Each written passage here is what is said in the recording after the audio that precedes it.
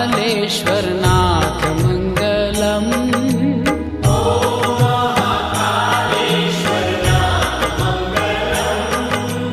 हर हर महादेव उमानाथ मङ्गलम्। हर हर महादेव उमानाथ मङ्गलम्। नमो महाममलेश्वरनाथ मङ्गलम्।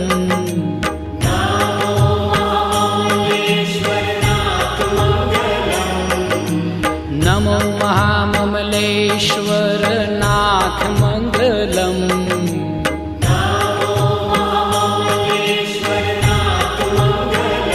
धरती पर प्रहार किया और एक तालाब बना दिया जिसे आज श्वेत पुष्करिणी कहते हैं। उस तालाब में स्नान करते ही राजा का शरीर फिर से सोने जैसा चमकने लगा। राजा की प्रार्थना पर भगवान वहीं एक स्वयंभू कछुआ रूपी शिला बन गए। ये मंदिर आंध्र प्रदेश के श्रीकाकुलम में है।